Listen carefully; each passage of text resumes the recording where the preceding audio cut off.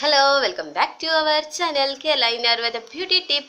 അപ്പോൾ ഇന്ന് വന്നിട്ട് എന്താ പറയാൻ പോകുന്നതെന്ന് വെച്ചിട്ടുണ്ടെങ്കിൽ ധന്വന്തരം ഗുളികയെ കുറിച്ചാണ് കേട്ടോ പറയാൻ പോകുന്നത്. ഒരുപാട് ഔഷധ ഗുണങ്ങളില്ല, അതായത് ഒരുപാട് അസുഖങ്ങൾക്ക് അത് ഉപയോഗിക്കാൻ പറ്റും. അപ്പോൾ എന്തൊക്കെ അസുഖങ്ങൾക്ക് അത് ഉപയോഗിക്കാൻ പറ്റുക എന്നതിനെ കുറിച്ചിട്ടൊക്കെയാണ്. അപ്പോൾ ആദ്യമായിട്ട് നമ്മുടെ ചാനലിലേക്ക് വന്ന കൂട്ടുകാർ എന്താ ചെയ്യേണ്ടതെന്ന് അറിയാലോ?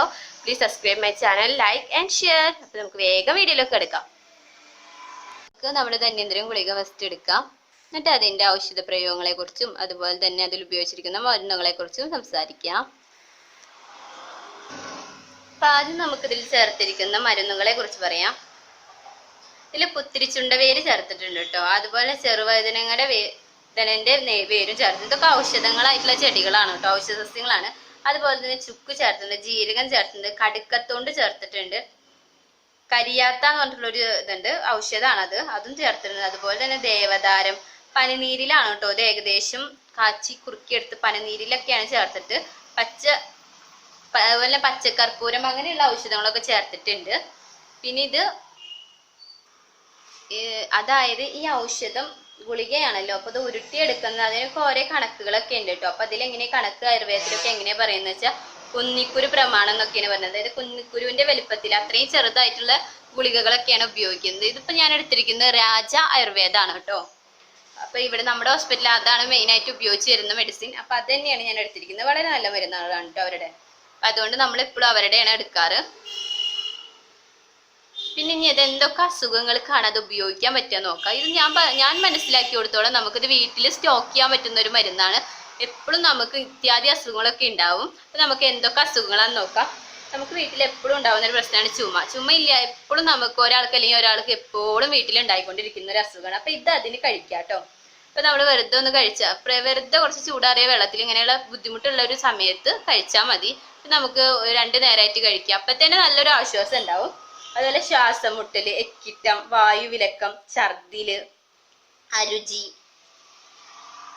എന്നീ രോഗങ്ങൾക്കൊക്കെ ഇത് എന്താന്ന് വെച്ചിട്ടുണ്ടെങ്കിൽ അതീവ ഫലപ്രദമാണ് കേട്ടോ. അത് കഴിച്ചിട്ടുണ്ടെങ്കിൽ വേഗം റിസൾട്ട് നമുക്ക് കിട്ടും. ആയുർവേദ മരുന്ന് കഴിച്ചാൽ കുറെ കഴിഞ്ഞിട്ടേ മാറൂ, അല്ലെങ്കിൽ ഉള്ളിലുള്ള പ്രശ്നങ്ങളൊക്കെ നമുക്ക് പുറത്തേക്ക് എടുക്കും. അങ്ങനത്തെ ഒരു ഇതൊന്നും അല്ല ഗുളിക.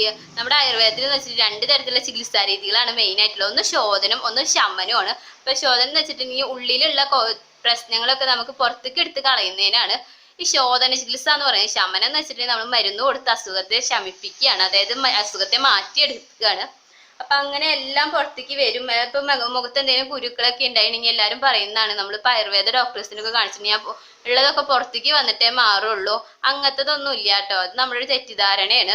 അപ്പൊ നമുക്ക് എങ്ങനെ വേണ്ടത് നമ്മൾ ഡോക്ടറോട് നമ്മൾ പറഞ്ഞു പെട്ടെന്ന് മാറണമെന്നുണ്ടെങ്കിൽ അതിന് പറ്റിയ മരുന്നുകളൊക്കെ ഉണ്ട്. അപ്പൊ അതൊക്കെ കഴിച്ചിട്ടുണ്ട്. അതുപോലെ വല്ല ഒറ്റമൂലികളൊക്കെ അവർ പറഞ്ഞു തരും. അപ്പൊ നമ്മൾ അത് കഴിച്ചിട്ടുണ്ടെങ്കിൽ പെട്ടെന്ന് മാറുകയൊക്കെ ചെയ്യും. അങ്ങനെ ഒരു തെറ്റിദ്ധാരണ ഒന്നും ആർക്കും വേണ്ട. പിന്നെ പോരാത്തതിന് അത് ഗർഭിണികൾ നിത്യേന ഈ ഗുളിക കഴിക്കുകയാണെങ്കിൽ, അപ്പൊ ഞാൻ നമ്പർ കൊടുക്കാം കേട്ടോ. ഞാൻ ഇപ്പൊ ഡോക്ടറുടെ നമ്പർ ഈ വീഡിയോയിൽ കൊടുക്കാം. അപ്പൊ നിങ്ങളൊന്ന് വിളിച്ച് ചോദിച്ചാൽ മതി. ഗർഭിണികളോ ആയ ആളുകളോ അതേപോലെ ഇത്യാദി അസുഖങ്ങൾക്കൊക്കെ നിങ്ങൾ മരുന്ന് കഴിക്കാൻ തീരുമാനിച്ചു വെച്ചാൽ ഒന്ന് വിളിച്ച് ചോദിച്ചതിന് ശേഷം നമുക്ക് ഈ മരുന്ന് വാങ്ങിക്കാം. ഗർഭിണി കഴിക്കാൻ സുഖപ്രസവമാണ് കേട്ടോ. സുഖപ്രസവം ഉറപ്പാണ്. ഇതുവരെ കണ്ടതിൽ വെച്ചിട്ട് അങ്ങനെയാണ്. അതുപോലെ മരണസമയത്ത് ഈ ഗുളിക കഴിക്കുമ്പോൾ ഏതിലാ കഴിക്കണേ, ഈ ഗുളിക കൊടുക്കുന്ന നമ്മൾ എല്ലാവരും കണ്ടിട്ടുണ്ടാവും.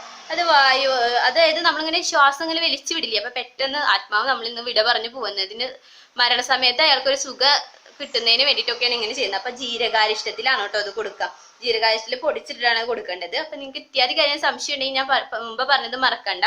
നിങ്ങൾ എന്താ ചെയ്യേണ്ടത്, ഞാൻ ഡോക്ടറുടെ നമ്പർ വീഡിയോസിൽ കൊടുത്തിട്ടുണ്ട്. നിങ്ങൾ തീർച്ചയായിട്ടും വിളിക്കേണ്ടതാണ്. എന്നിട്ട് വേണം നിങ്ങൾ എന്ത് ചെയ്യാൻ, ഈ മരുന്ന് ഉപയോഗിക്കുക. ഞാനെന്നല്ല, യൂട്യൂബിൽ വരുന്ന വീഡിയോസ് അല്ലെങ്കിൽ ഇങ്ങനെയുള്ള വരുന്ന വീഡിയോസ് കണ്ട് നിങ്ങൾ സ്വന്തമായിട്ട് ചികിത്സ തുടങ്ങരുത്. നിങ്ങളൊരു ഡോക്ടറെ സഹായം തേടണം. ഇത് നിങ്ങളിലേക്ക് ഒരു അറിവ് എന്നുള്ള നിലയ്ക്കാണ് ഞാൻ ഇങ്ങനത്തെ വീഡിയോസ് ഒക്കെ ചെയ്യുന്നത്. അതിന് വേണ്ടിയിട്ടാണ്. നിങ്ങൾക്ക് ഇങ്ങനെയുള്ള ഡോക്ടർമാരെ പരിചയം ഇല്ല അല്ലെങ്കിൽ അറിയില്ല വെച്ചാൽ എന്താ ചെയ്യേണ്ടതെന്ന് വെച്ചാൽ ഞങ്ങളുടെ നമ്പറിലേക്ക് വിളിക്കാവുന്നതാണ്. ഞങ്ങളുടെ ജീവനം ആയുർവേദ ഹോസ്പിറ്റലിൽ നിങ്ങൾ എപ്പോഴും സഹായിച്ചുകൊണ്ടിരിക്കാനുണ്ടാവും. അപ്പൊ നിങ്ങൾ എന്ത് ചെയ്യുക, ഈ നമ്പറിൽ വിളിക്കുക.